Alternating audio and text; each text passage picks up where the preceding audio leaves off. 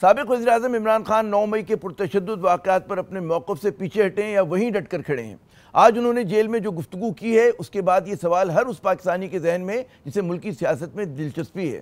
عمران خان نے کہا کہ وہ تب معافی مانگیں گے جب 9 مئی کے واقعات کی سی سی ٹی وی فوٹیج سامنے لائی جائے گی۔ ان کا یہ بھی کہنا تھا کہ سی سی ٹی وی فوٹیج میں اگر ثابت ہوا کہ پی ٹی آئی سے منسلک ایک بھی شخص جلاؤ گھراؤ میں ملوث ہے تو اسے پارٹی سے نکال دیں گے اور معافی مانگ لیں گے۔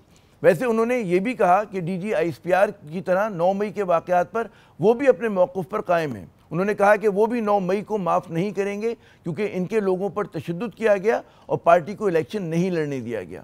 کم از کم ان کے یہ الفاظ پڑھ کر اندازہ یہی ہوتا ہے کہ عمران خان اپنے موقف پر اسی طرح کھڑے جیسے پہلے تھے۔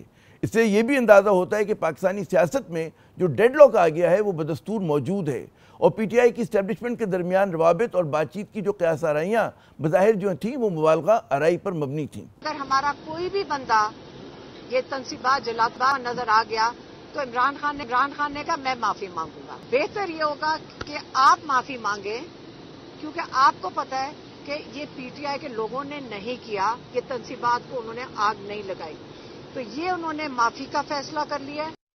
جناب، دوسری طرف جو امور اور مسائل پارلیمنٹ میں یا پھر سیاستدانوں کے درمیان طے ہونے چاہیے وہ مسلسل اعلیٰ عدلیہ کے سامنے پہنچ رہے ہیں۔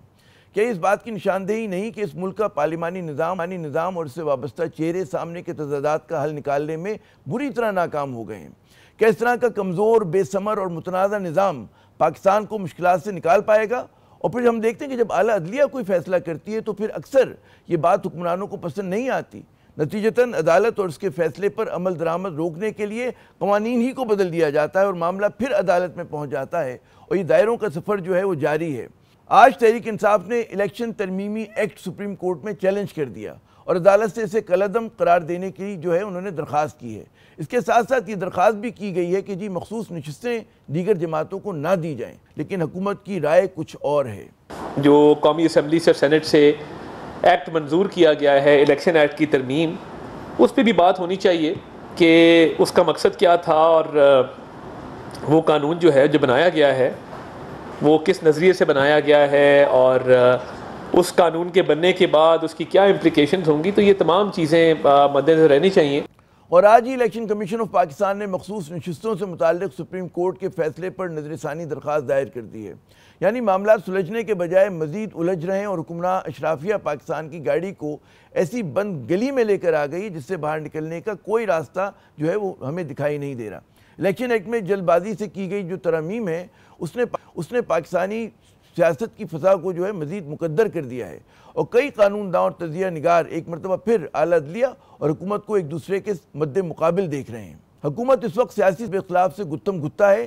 سماجی سطح پر اس کے کیے گئے جو معاشی فیصلے ہیں اور جو ٹیکسوں میں انہوں نے اضافہ کیا ہے اور توانائی کی قیمتوں میں بے پناہ اضافہ کیا ہے، اس کی وجہ سے ایک عوام میں آپ کو ایک بے چینی اور غصہ جو ہے وہ نظر آ رہا ہے اور اس کے ساتھ ساتھ جو ہے حکومت جو ہے عدلیہ کے بھی مد مقابل آ رہی ہے۔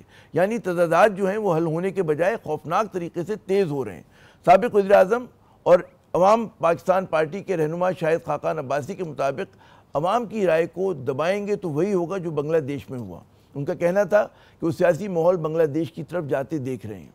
جب آپ عوام کی رائے کو دبائیں گے، عوام کو انصاف نہیں ملے گا، پھر وہ ہوگا جو بنگلہ دیش میں ہوا۔ سیاسی ماحول کو بنگلہ دیش کی طرف جاتا ہوا دیکھ، یہ بہت سے سبق ہیں اس کے اندر۔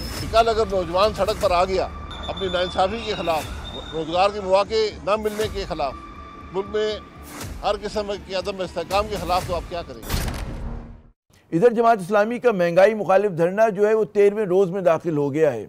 جماعت نے اعلان کیا ہے کہ اگر مطالبات پورے نہ ہوئے تو ان کا دھرنا نہ صرف جاری رہے گا بلکہ وہ پیش قدمی بھی کر سکتا ہے۔ کیا واقعی شہباز حکومت کے پیر جو ہیں رکاب میں ہیں اور لگام ہاتھوں میں ہیں؟ لیکن ہم اپنے پروگرام کا آغاز کرتے ہیں اس سوال سے کہ اگر پی ٹی آئی اپنی حکمت عملی پر نظر ثانی نہیں کرتی تو صورتحال کیا ہوگی اور خود اس کا مستقبل کیا ہوگا؟